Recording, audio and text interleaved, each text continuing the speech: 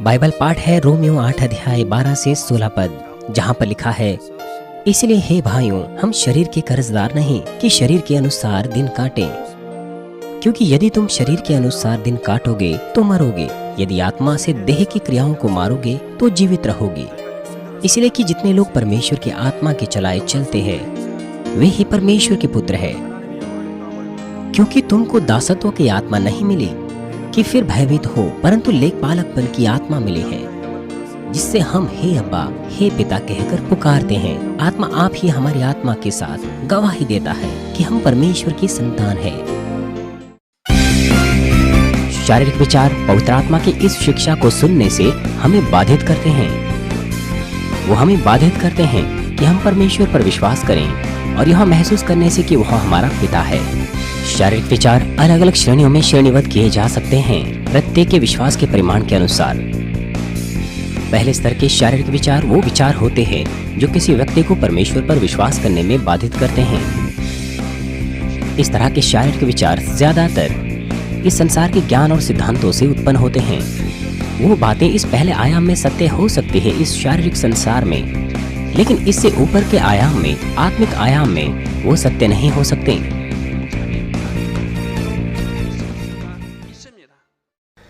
मसीह में प्रिय भाइयों और बहनों, यदि कोई इस बात का इनकार करे तो वह ज्ञान जिसे वो सत्य मानता हो, वह शारीरिक विचार उसके अंदर उत्पन्न कर सकता है जो परमेश्वर के विरोधी हैं, चाहे उसका ज्ञान सत्य ही क्यों ना हो।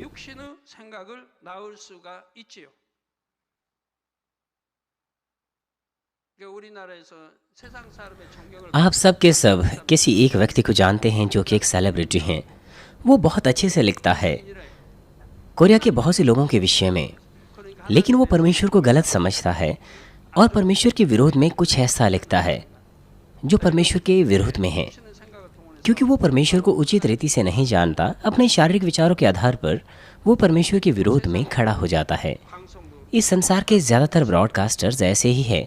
मसीही ब्रॉडकास्टर्स को छोड़, हमारे जीसीएन को छोड़, उदाहरण के लिए यहोशू 10 अध्याय में एक ऐसी घटना हमें मिलती है जब सूरज और चांद किसी निश्चित समय के लिए एक जगह पर रुक गए। इस संसार के नियम के अनुसार सूरज और चांद कभी नहीं रुक सकते, और अगर ऐसा होगा तो धरती पर बड़ी गड़बड़ी हो जाएगी। लेकिन आत्मिक क्षेत्र में यह आसानी से संभव हो जाता है। यदि यह शारीरिक स्थान आत्मिक क्षेत्र से ढक दिया जाए तो सूरज और चांद इस धरती पर बिना किसी हानि के रोके जा सकते हैं। परमेश्वर की सामर्थ्य से सब कुछ संभव है। लेकिन यदि कोई वैज्ञानिक अपने ही सिद्धांत को जोर दें, कभी कभार वो उचित हो सकता है, लेकिन कभी कभार वो उचित नहीं भी हो सकता है। आपने क्षेत्र और आयाम के संदेशों में बहुत अच्छे से सीखा है कि चिन्ह, चमत्कार और बाइबल के अद्भुत कार्य वो किस तरह से हो सकते हैं। मैंने उन चीजों के बारे में बताया कि आत्मिक क्षेत्र में वो चीजें संभव है जो इस संसार में असंभव है। ये सत्य है कि अगर सूरज और चांद रुक जाएंगे तो धरती पर महान नुकसान होगा। परंतु यदि हम इस ज्ञान के आधार पर बाइबल के अद्भुत कामों का इनकार करें तो फिर इस तरह का ज्ञान हमारे लिए अर्थ रहित है।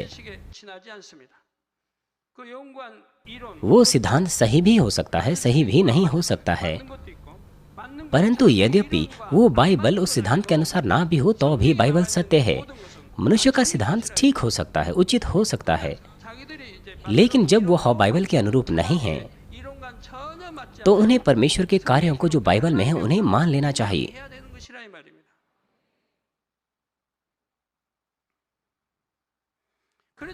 अन्यथा वो ज्ञान कुछ नहीं होगा, वरन अर्थ रहित ही होगा। इस कलीसिया में हो रहे चिन्ह, चमत्कार और परमेश्वर की सामर्थ्य का वर्णन वो किस तरह से करेंगे?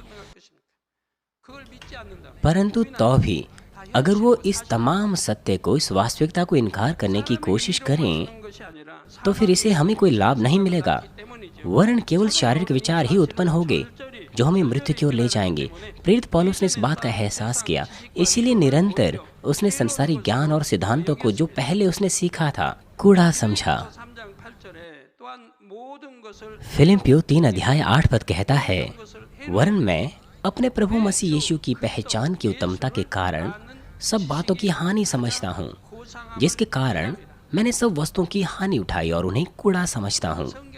आप मुझे देखिए, शुरुआत से ही मैंने सबसे उत्तम बाइबल को समझा है, पूरे हृदय से बाइबल पर विश्वास किया है। यद्यपि बाइबल संसार के सिद्धांत के अनुसार नहीं भी थी, इसी कारण से अब मैं चिन्हों, चमत्कार और अद्भुत कार्य और परमेश्वर के सामर्थ्य जो बाइबल में लिखे हैं प्रकट कर सकता हूँ। मैंने वास्तविकता में विश्वास किया और प्रार्थना की कि परमेश्वर में इस तरह के कार्यों को प्रकट कर सकूं, जिसके कारण मैंने सब वस्तुओं की हानि उठाई और उन्हें कूड़ा समझता हूँ, जिससे मैं मसीह को प्राप्त करूं। मैं उन्हें कूड़ा समझता हूँ। जब मैंने प्रभु को ग्रहण किया था, मैंने सारे विचारों को खत्म कर दिया। मैंने शारीरिक विचारों को अपने मसीह जीवन में इस्तेमाल नहीं किया, इसीलिए मैं तेजी से आत्मा में जा पाया।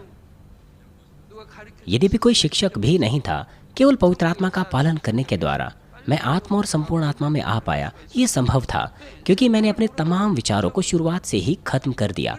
उदाहरण के लिए, जब मैं बाइबल पढ़ता था, मेरा मतलब है मैंने बाइबल में पढ़ा, सूरज और चांद रुक गए, लाल समुद्र दो भागों में बंट गया, खारा पानी मीठे में बदल गया, लाजरस चौथे दिन मरने के बाद जीवित हो उठा। मैंने इन तमाम बातों पर कभी भी संदेह नहीं किया। पूरी तरह से चिन्हों, चमत्कार और सामर्थ्य जो बाइबल में लिखी है विश्वास किया। इसीलिए मैं विश्वास से प्रार्थना कर पाया। और बाद में जब परमेश्वर ने मुझे इस आत्मिक क्षेत्र के बारे में बताया, उसने उदाहरण के साथ, लाल समुद्र के उदाहरण के साथ उसने बताया। केवल तभी मैं परमेश्वर के लिए धन्यवादी हो सकता था कि मैं कैसे बाइबल की बातों पर संदेह नहीं कर पाया। जब से मैं एक नया विश्वासी था, तब से लेकर तब तक जब तक मैं पास्टर न बन गया और आज के दिन तक, यदि मैं शारीरिक विचारों का इस्तेमाल करता तो मैं कुछ और नहीं, वरन मैं सूरज और चांद की रुकने वाली बात पर संदेह करता। लेकिन क्योंकि मैंने अपने तमाम विचारों को खत्म कर दिया, इसीलिए मैं बाइबल पर 100% विश्वास कर पाया। ठीक है, हम लाल समुद्र के बारे में बात करते हैं। परमेश्वर ने बताया कि मूसा ने लाल समुद्र को दो भागों में बांटा और उस क्षण कैसे लोग उस विभाजित लाल समुद्र को पार कर पाए, वो कैसे वास्तविकता में संभव हो पाया। परमेश्वर ने मुझे ये प्रश्न दिया, तमाम जानवर, सारे के सारे लोग, बच्चों से लेकर बुजुर्ग तक, कैसे वो विभाजित लाल समुद्र से पार निकल पाए, यद्यपि उसे अभी अभी विभाजित किया गया था। मेरा कहने का मतलब यह है कि यदि लाल समुद्र अभी विभाजित किया जाए तो हवाएं उस वक्त कितनी तेज चल रही होगी। पूर्वी हवाएं पूरी रात भर चल रही थी और लाल समुद्र को दो भागों में बांटा, और वो अभी भी बह रही थी, नहीं तो पानी वापस आ जाता। वो तेज हवाएं मार्ग बना रही है, उस पानी को थामे हुए है, तो फिर कल्पना कीजिए कि वो हवाएं कितनी तेज चल रही होगी। यहाँ तक कि आज सबसे ताकतवर तूफान भी समुद्र को विभाजित नहीं कर सकता। सबसे ताकतवर हरिकेन समुद्र को दो भागों में नहीं बांट सकता। और परमेश्वर ने सब तूफानों से बढ़कर इतनी ताकतवर हवाएं भेजी और लाल समुद्र को दो भागों में बांट दिया। क्या हवाएं रुक गई? नहीं, हवाएं तो चल ही रही थी। और ऐसी स्थिति में कैसे लोग लाल समुद्र को पार कर गए उन तेज हवाओं के मध्य? अगर वो नजदीक जाते तो वो उड़ सकते थे, चाहे वो जहाज होता, चाहे वो नाव होती, कुछ भी क्यों ना होता, वो उड़ जाता, बह जाता। आपने संयुक्त राष्ट्र में टोरंटो को देखा, जो लोगों की कारें, घर, छतें सबको उड़ा ले जा रहा था। लोगों की तो बात ही छोड़िए, अगर एक मंजिल का घर होता वो भी उड़ जाता। पूर्वी हवाएं वो इतनी ताकतवर थी कि लाल समुद्र दो भागों में बंट गया, इसलिए वो सब कुछ को उड़ा सकती थी। आप समझ पा रहे हैं? लेकिन वो नहीं उड़े, उन्होंने लाल समुद्र को पार कर दिया। मैंने वो तस्वीर देखी है जहाँ पर मूसा को दिखाया हुआ है, उसके कपड़े फैल रहे हैं, और मुझे आश्चर्य होता है कि क्यों लोग उन ताकतवर हवाओं के बारे में नहीं सोच पाए। वो मूसा और लोगों को उड़ा ले जा सकती थी। यहाँ तक कि विश्वासी भी इसके बारे में सोच नहीं सकते हैं। उन्होंने सिर्फ यही सोचा कि मूसा ने लाल समुद्र को दो भागों में बांटा है और उसे पार कर दिया। संसारिक लोग भी ऐसा ही सोचते हैं। अगर कोई ऐसा है जो इस मूर्खता के बारे में, उस तस्वीर की मूर्खता के बारे में सोच सके, तो वो उसकी आलोचना करेगा। विश्वासियों से आप वही प्रश्न पूछिए, यहाँ तक कि मसीह भी उसका उत्तर नहीं दे पाएंगे। यदि मुझ जैसा कोई इस तरह का प्रश्न पूछे तो कौन उत्तर देगा? कोई भी उचित उत्तर नहीं दे पाएगा। और अब यहाँ परमेश्वर का उत्तर है, ठीक है?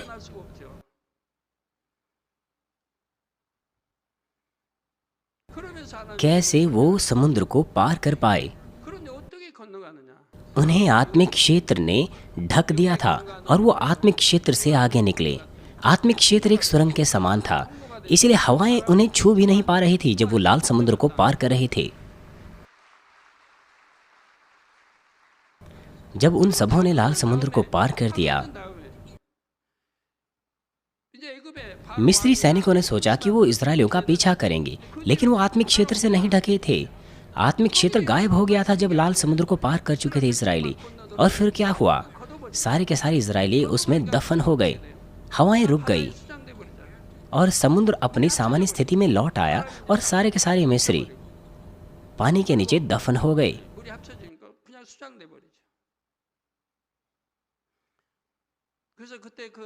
पिता परमेश्वर के इस वर्णन को सुनने के द्वारा मैं बहुत धन्यवादी था कि मैंने बाइबल पर कभी संदेह नहीं किया और कभी शारीरिक विचारों का इस्तेमाल नहीं किया।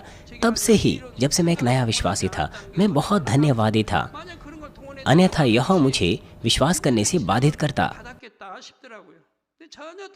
परंतु मैंने ऐसा कभी नहीं किया है, इसलिए मैं 100% विश्वास कर पाया और परमेश्वर के सामर्थ्य को प्राप्त कर पाया और आत्मिक अध्ययन को समाप्त कर पाया। और इस क्षण जब परमेश्वर ने मुझे बताया तो कोई कल्पना भी नहीं कर सकता था कि मैं कितना धन्यवादी था।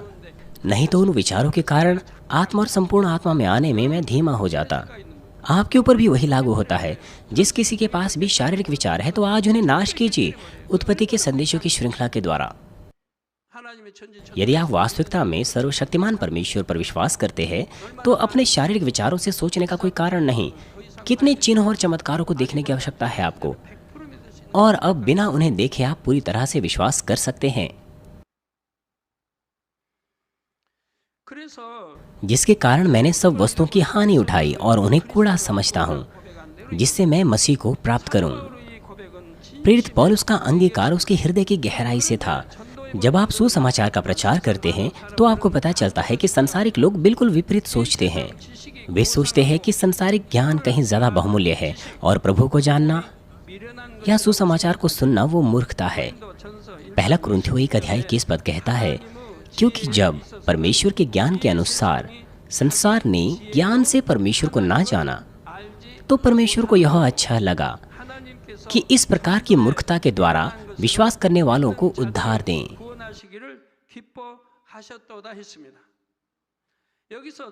यहाँ पर इस प्रकार की मूर्खता अर्थात सुसमाचार का प्रचार करना वो संसारिक लोगों को मूर्खता जान पड़ता है। मैं विश्वास करता हूँ कि आप अपने परिवार और पड़ोसियों को सिखा रहे होंगे, प्रचार कर रहे होंगे कि क्यों यीशु उद्धार करता है और स्वर्ग और नरक के बारे में। और साथ ही आप अवश्य ही कह रहे होंगे कि हमारे चर्च में हमारे पास परमेश्वर के सामर्थ्य के कार्य प्रकट होते हैं जो कि बाइबल में लिखे हुए हैं। अंधे देखते हैं, बहरे सुनते हैं और गूंगे बोलते हैं परमेश्वर के सामर्थ्य के द्वारा, और बहुत सी असाध्य बीमारियां चंगी हो जाती हैं। पिछले सप्ताह विदेश से एक व्यक्ति ने मेरी प्रार्थनाओं को ग्रहण किया और उसी वक्त एड्स से चंगा हो गया। तो फिर वो किस तरह की प्रतिक्रिया दिखाते हैं?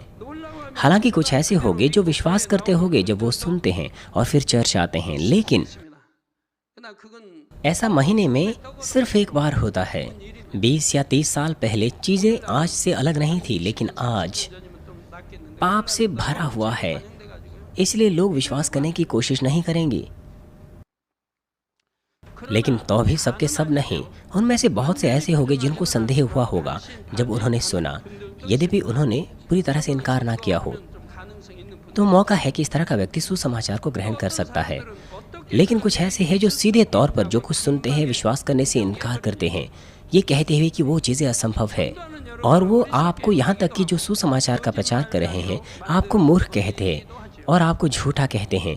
असंख्य चिन्हों, चमत्कार और सामर्थ्य जो इस कलीसिया में होते हैं, पूरा संसार इसके बारे में जानता है, परंतु बुरे लोग और यहाँ तक कि कुछ विश्वासी भी इस बात का इनकार करने की कोशिश करते हैं क्योंकि उनके शारीरिक विचारों से नहीं सहमत हो पाते। यहाँ तक कि वो सब चीज़ें असल है, सत्य है, क्योंकि वो नहीं समझ पाते उस ज्ञान और सिद्धांत के अनुसार जो उनके पास है। वो तथ्य को तथ्य के रूप में विश्वास नहीं कर पाते। इसलिए जब आप सुसमाचार का प्रचार करते हैं, आपको क्या करना है? आपको लोगों के शारीरिक विचारों को नाश कर देना है। वो जिन्होंने अभी अपने माता पिता को प्रचार नहीं किया है, एक तरह से मुझे उनके लिए दुख होता है। जब आप सुसमाचार का प्रचार करते हैं तो आपको सामने वाले व्यक्ति के विचारों को तोड़ देना है। यदि आप उससे बात करते हैं तो आप पहचान सकते हैं कि आपको क्या नाश करना है, फिर आगे बढ़िए। यदि आपको एक और शारीरिक विचार मिले तो उसे भी नाश कीजिए। कुछ ही बार की बात है तो फिर उसके पास कुछ कहने के लिए नहीं होगा। वो फिर लगातार सुसमाचार को इनकार नहीं कर सकता और अंत में वो अपना हृदय खोल देगा और वो समय होगा सुसमाचार प्रचार करने का। वो जिन्होंने अपने परिवारों को प्रचार नहीं किया है, कृपया अपनी छाती पीटिए दानियल प्रार्थना सभा में। मैं किस तरह का पिता हूँ, किस तरह की माता हूँ, किस तरह का पति और पत्नी मैं हूँ, मैं किस तरह का बेटा हूँ, बेटी हूँ मैंने अपने परिवार को प्रचार नहीं किया है अभी और मैं उन्हें नर्क जाने दे रहा हूँ। पिता परमेश्वर, कृपया मेरी मूर्खता को तोड़ दीजिए, मुझे बुद्धिमान बनाइए। आपको इस तरह से प्रार्थना करना है, मेरे शारीरिक विचारों को नाश कीजिए, मुझे आत्मिक विश्वास दीजिए ताकि मैं उन्हें जीत सकूं। आपको इस तरह से प्रार्थना करना है। आमीन। ये केक के टुकड़े के समान है, ये केक है। आमीन। अच्छा मसीह जीवन जीना बहुत आसान है, लेकिन वो जो ऐसे नहीं हैं, ये सब आपके शारीरिक विचारों के कारण हैं। आत्मा में जाने की दौड़ में जिनके पास अच्छा विश्वास है, विशेष तौर पर जो विश्वास के चट्टान के ऊपर है, आश्चर्य है कि उनके साथ गलत क्या हो रहा है। वो वचनानुसार जी रहे हैं और वो प्रार्थना करते हैं, वो विश्वास योग्य है, लेकिन वो आत्मा के जन अभी नहीं है। तो फिर क्या है जो उन्हें आत्मा में आने से रोक रहा है? आत्मा के जन में अवश्य ही प्रमाण होंगे, लेकिन उनके पास अभी पर्याप्त प्रमाण नहीं है। इसलिए उनके लिए आश्चर्य है कि क्या कारण है कि वो आत्मा में नहीं जा रहे हैं। लेकिन उसके बारे में चिंता करने की आवश्यकता नहीं। अपने अंदर बुराई ढूंढने में मुश्किलें क्या है? उनके लिए जो विश्वास की चट्टान पर है, उनमें से कुछ ऐसे हैं जो ढूंढ लेते हैं क्योंकि उन्होंने ज्यादातर बुराई दूर कर दी है। लेकिन जो विश्वास की चट्टान पर अभी नहीं हैं, कृपया संदेशों को ध्यान से सुने, तो आप अपने अंदर बुराई ढूंढ पाएंगे क्योंकि आपके पास बहुत सी बुराई हैं दूर करने के लिए। आपको जो करना है सिर्फ यह हो कि अपने शारीरिक विचारों को देखिए। क्या आपके पास शारीरिक विचार है या नहीं? मान लीजिए कोई आप पर थूक रहा है, तो फिर आपके पास किस तरह के विचार है? क्या आपके पास दया है, कृपा है उसके लिए? क्या आप उसके लिए प्रार्थना करते हैं? क्या आप उसे आशीष देते हैं जैसे कि आपको बाइबल कहते हैं? या आप ये कहते हैं कि मैं उस व्यक्ति से बैर रखता हूं, वो मुझे कष्ट देता है बिना किसी कारण के। बाइबल कहती है कि अपने शत्रु से प्रेम रखूं, लेकिन मैं तो नहीं रखना चाहता। यदि आप इस तरह से कहेंगे तो आपके अंदर बहुत सी बुराई है और असत्य है आपके सिर में। उदाहरण के लिए, अभी भी आपके पास टीवी पर बुरी चीजें देखने का मन है, तो आप एहसास कर सकते हैं कि अभी भी आपके पास इस तरह का पापमय स्वभाव है। कोई व्यक्ति परमेश्वर को महिमा दे रहा है ऑल्टर पर नाचने और गाने के द्वारा सुंदर कपड़ों को पहने हुए, लेकिन आपके पास व्यभिचारी मन है। ये ढूंढना बहुत आसान है। हाँ, कुछ ऐसा है अभी भी जिसे मैंने दूर नहीं किया है। केवल जब आप इन चीजों को दूर करेंगे, आप आत्मा में जा सकते हैं। जब तक आपके पास इस तरह का पापमय स्वभाव है आप में, आप आत्मा में नहीं जा सकते हैं। मैंने एक वादा किया, मेरा मतलब है आपने किसी से वादा किया और बाद में एक ज़रूरी काम आ गया और फिर आपने वो पिछला वादा, मेरा मतलब है पिछली मीटिंग को पोस्टपोन कर दिया और दूसरे के साथ मीटिंग स्थापित कर दी। और फिर जब आप दानियल प्रार्थना सभा में प्रार्थना करेंगे, परमेश्वर आपकी नहीं सुनेंगे। आपको अपना मन नहीं बदलना चाहिए। परमेश्वर इसे बैर रखते हैं। अगर आपने किसी के साथ कोई नियुक्ति की है और बाद में अपना मन बदल दिया और उसे पोस्टपोन कर दिया है अपने लाभ के लिए, तो आपको अपने मन के बदलने के लिए प्रार्थना करनी चाहिए। आपको उन सब को एकत्र करना है और साथ मिलकर एक ही बार में सबको निकाल फेंकना है। मेरा मतलब है आपको क्रियाओं में प्रकट करना है कि अपने मन और हृदय को आप ना बदलें। मान लीजिए आपकी किसी के साथ मीटिंग है कि आप लंच पर किसी से मिलना चाहते हैं और इस क्षण कोई आपसे मिलना चाहता है क्योंकि वो आपसे बात करना चाहता है और आपको भी यह मौका लगा है कि आप अच्छा पैसा उस वक्त बना सकते हैं। अगर चीज़ें अच्छी चले तो एक बड़ा लाभ आपको मिल सकता है। इसलिए आप पिछली मीटिंग को पोस्टपोन कर देते हैं कि मुझे उसे कोई लाभ नहीं, इसीलिए आप दूसरे के साथ मीटिंग पे चले जाते हैं। ये है बदलने वाला मन। अपने मन को बदल देना अपने लाभ के पीछे चलकर, यह आपके शारीरिक विचारों से आता है। अपने मन को बदल देना, अपने लाभ के पीछे चलना। यदि ऐसी बातें आपके अंदर है, वो आपसे बाहर आ रही है, तो आप प्रार्थना कर सकते हैं इसके लिए और उसे निकाल फेंक सकते हैं। बाइबल आपको कहते हैं कि आप अपने शत्रुओं से प्रेम रखो, लेकिन कोई ऐसा है जिसे आप पसंद नहीं करते। क्या होगा अगर वह व्यक्ति परमेश्वर का दास होगा? तो फिर आप एहसास कर सकते हैं कि आपके अंदर महान बुराई है। क्या आप किसी से बैर रखते हैं यद्यपि उसने आपके साथ कोई हानि नहीं की? इन तमाम बातों को मन में रखें और उन्हें निकालने के लिए प्रार्थना करें। जितना आप उन्हें निकाल फेंकेंगे, पिता परमेश्वर आपसे प्रसन्न होंगे और आपको आशीष देंगे और आपको उत्तर देंगे और आप स्वस्थ हो जाएंगे। इसलिए अपने शारीरिक विचारों को नाश करें निरंतर।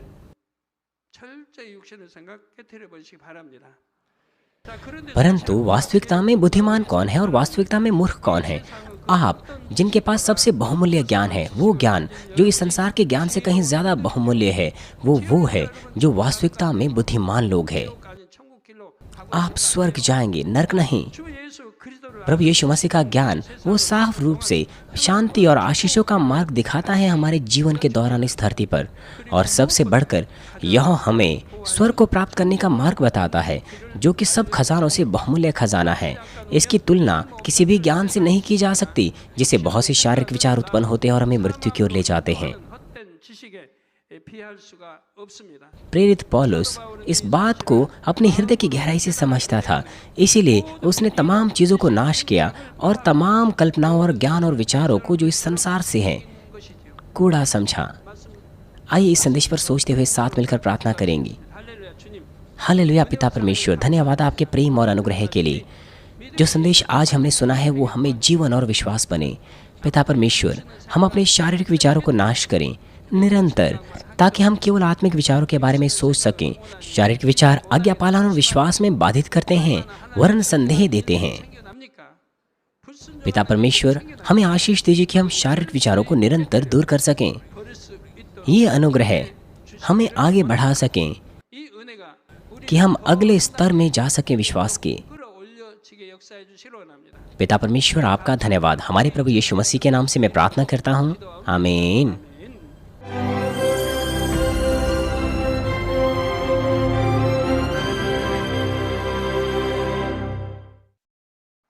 हालेलुया। सर्वशक्तिमान प्रेमी पिता परमेश्वर, कृपया अपना हाथ तमाम भाई और बहनों पर रखें जो इस वक्त यहाँ पर इस प्रार्थना को ग्रहण कर रहे हैं। अपना हाथ तमाम सदस्यों पर रखें, शाखा कलीसियाओं में और स्थानीय कलीसियाओं में, और तमाम GCN TV दर्शकों पर और मानवीन TV दर्शकों पर, और वो जो इस सभा को सैटेलाइट, केबल और इंटरनेट के द्वारा संसार भर में देख रहे हैं।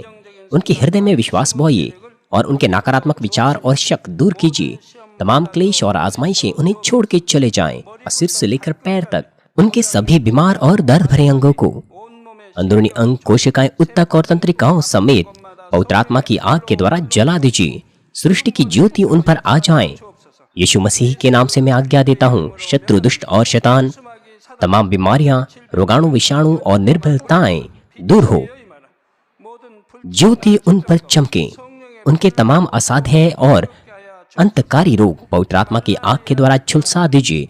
तमाम प्रकार की महामारियां और संक्रामक रोग, मलेरिया समेत दूर कीजिए। तमाम नई और अज्ञात बीमारियां स्वाइन फ्लू सहित उनसे दूर हो, साफ हो जाएं और वो ठीक हो जाएं। तमाम संक्रामक रोग जैसे कि जुकाम और बुखार उनसे दूर हो। पिता, उन्हें हर प्रकार के रोगाणुओं और विषाणुओं से और बैक्टीरिया से सुरक्षा दीजिए। उन्हें चंगा कीजिए। तमाम प्रकार के कैंसर, पेट के कैंसर, फेफड़े के कैंसर, जिगर के कैंसर, छाती के कैंसर, गर्भ के कैंसर और आंतों के कैंसर से। और तमाम दूसरी बीमारियां जैसे कि एड्स, लुकेमिया, दिमागी रक्तघात, उच्च रक्तचाप, धीमा रक्तचाप, हृदय की बीमारी, फेफड़े की बीमारी, मधुमेह, स्त्री रोग और थायराइड की बीमारियां और तमाम सूजन और जलन दूर हो। पोलियो, लकवा, गठिया, हर्निएटेड डिस्क और दूसरी बीमारियों से वे चंगे हो जाएं। तमाम दूसरे दर्द उनसे गायब हो जैसे कि पीठ दर्द, सिर दर्द और मानसिक दर्द, मिर्गी, स्वलिनता, उदासी, तंत्रिका रोग और तमाम दूसरी मानसिक बीमारियों से वे आजाद हो जाएं। तमाम प्रकार के लकवे से वे खुल जाएं, उठें, चलें और वे कूदें। वे अच्छी आंखों की दृष्टि प्राप्त करें, अच्छी सुनने की शक्ति प्राप्त करें, अंधों की आंखें खुल जाएं, बहरे सुनने लगे और गूंगे बोलने लगे। दुर्घटना के तमाम दुष्प्रभावों को चंगा कीजिए, उनकी टूटी हड्डियां ठीक कीजिए, उन्हें जलन से ठीक कीजिए, जलन और दहन संवेदनाओं से दूर हो।